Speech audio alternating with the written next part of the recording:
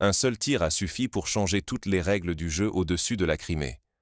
Imaginez un ciel depuis longtemps patrouillé, balisé, où chaque vol semblait presque routinier. Et soudain, un incident discret, passé d'abord sous silence, sème le doute jusque dans l'état-major de l'OTAN. Pas d'annonce tonitruante, pas de déclarations enflammées. À la place, le silence, la retenue. Si les diplomates occidentaux préfèrent d'habitude hausser le ton à la moindre escarmouche, cette fois, la prudence s'est imposée. Pourquoi? Parce que ce tir n'a rien d'anodin. Il marque un tournant psychologique. L'assurance, la liberté de manœuvre, la confiance des équipages, tout vacille. Désormais, voler au-dessus de la Crimée n'est plus un simple exercice de routine, mais un véritable test de nerfs, où chaque décision, chaque trajectoire, chaque signal compte. La réalité a changé en une fraction de seconde. Alors que les missions britanniques étaient censées symboliser la maîtrise et la présence de l'Alliance, elles se retrouvent aujourd'hui à incarner le risque, la vulnérabilité et même la remise en question stratégique. Derrière ce silence inhabituel, ce refus de médiatiser l'incident, un message s'insinue.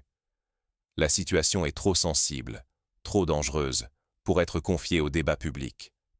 Chaque erreur, chaque perte de contrôle peut coûter cher, en vies humaines, en crédibilité, en influence. Mais pourquoi ce tir, à peine évoqué dans les médias, a-t-il suffi à bouleverser la perception de tout un espace aérien? Le danger, désormais, ne se mesure plus en kilomètres parcourus, mais en réputation, en capacité de réagir à l'imprévu, en image de puissance. Si l'on sous-estime ces signaux stratégiques cachés derrière le silence, on passe à côté de l'essentiel. Ici, le moindre acte, la moindre hésitation, peut tout changer. Pour comprendre comment un seul événement a pu bouleverser toutes les dynamiques, revenons sur les faits et leurs implications.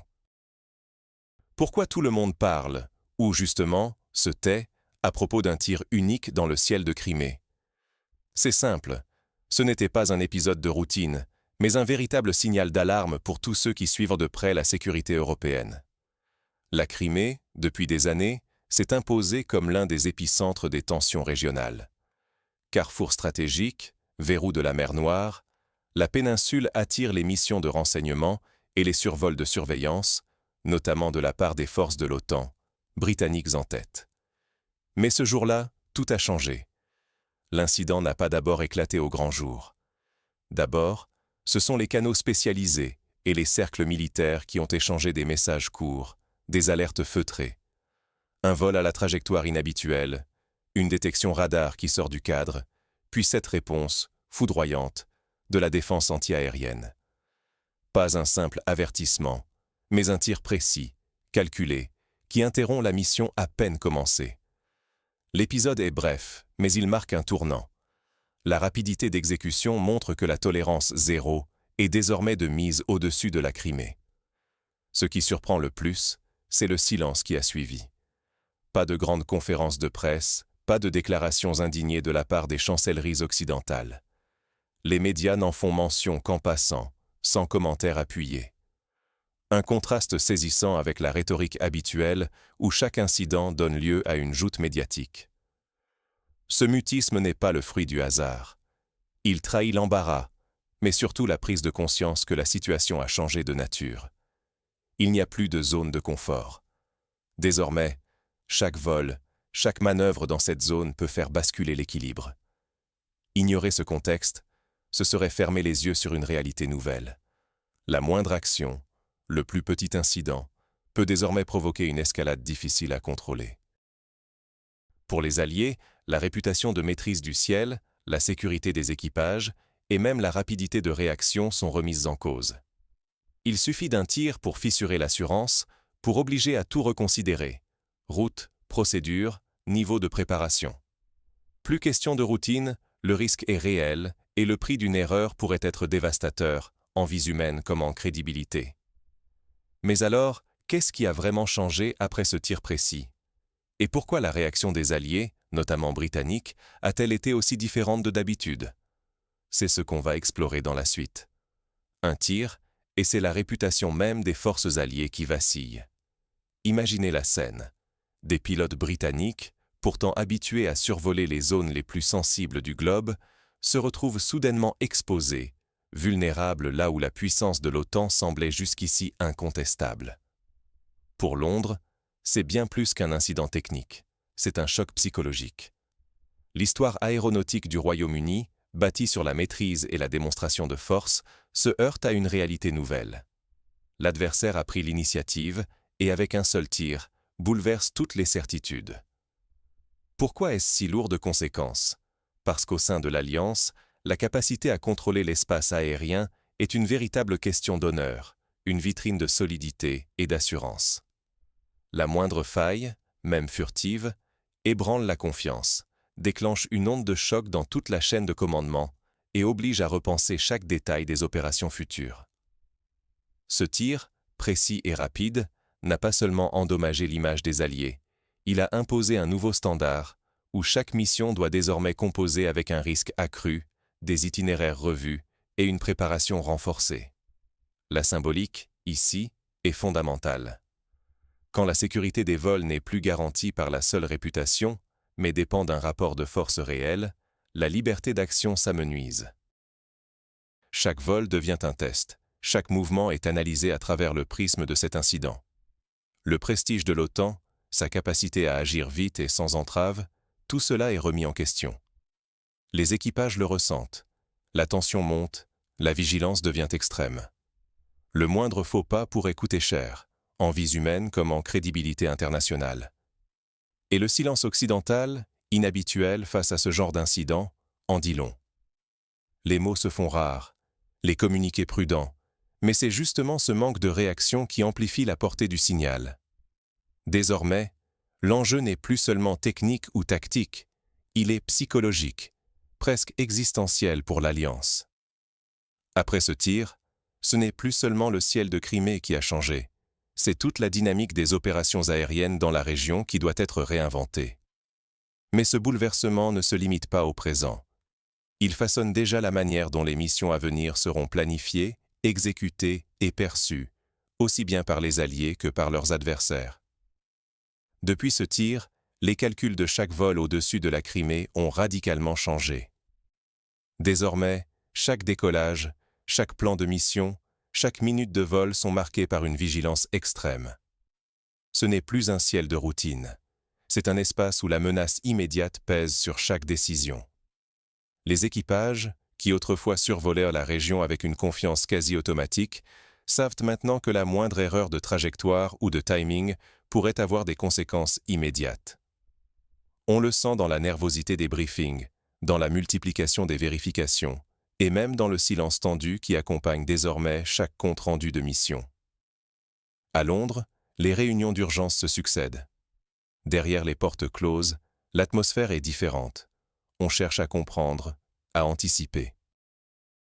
Les questions fusent, les itinéraires sont-ils toujours sûrs? Les systèmes de défense sont-ils assez efficaces? Est-ce qu'on protège suffisamment les équipages? On n'est plus dans la déclaration politique, mais dans le concret, dans l'adaptation immédiate des procédures et des plans. Cette gêne, cette remise en question, c'est du jamais vu à ce niveau chez les Alliés, surtout du côté britannique. La rapidité de réaction devient la nouvelle norme stratégique. Avant, on pouvait se permettre d'analyser, de temporiser. Aujourd'hui, tout doit aller plus vite. Les renseignements doivent être mis à jour en temps réel, les plans ajustés à la moindre variation.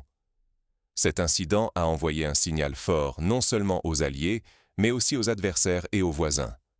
Le ciel de Crimée n'est plus un espace neutre. Il s'est transformé en zone hautement contestée, où chaque geste, chaque action est lourd de conséquences. Ce basculement a un effet domino.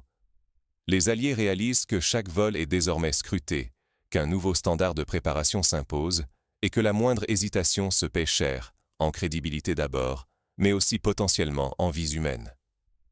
Ne pas saisir cette nouvelle dynamique, c'est risquer des erreurs de jugement, de planification, voire des incidents dramatiques. Mais cette réalité ne s'arrête pas à la simple adaptation technique. Elle impose un changement profond des mentalités. La liberté d'action n'est plus acquise, elle se mérite et se protège à chaque instant. La réputation des forces alliées se joue désormais sur leur capacité à réagir, à improviser, à faire face à l'inattendu. Alors, comment cette nouvelle réalité s'impose-t-elle concrètement dans les décisions et les préparations des missions? Ce n'est plus la technique, mais la psychologie du contrôle qui domine l'espace aérien au-dessus de la Crimée. Cette réalité bouleverse tous les standards. Chaque vol, chaque mission devient un test grandeur nature de la crédibilité des forces impliquées. Désormais, la moindre déviation, le moindre incident, est interprété comme un signal stratégique. Ce n'est plus simplement une question de manœuvre ou de puissance matérielle. C'est une démonstration de capacité à réagir, à anticiper et à affirmer sa présence dans un ciel devenu incertain. Concrètement, cela change tout. Les équipages, autrefois confiants dans la routine de ces vols, se retrouvent à planifier avec une rigueur inédite. Les itinéraires sont repensés, les appareils sont soumis à des contrôles renforcés, et la collecte de renseignements devient une étape incontournable. Il s'agit non seulement de savoir où l'on va, mais surtout de comprendre ce que chaque passage représente aux yeux de l'adversaire. Une opportunité de tester les nerfs, la préparation et la cohésion de l'Alliance. L'OTAN, et en particulier les forces britanniques, doivent désormais s'adapter à une nouvelle donne. La flexibilité et la prudence s'imposent comme des standards.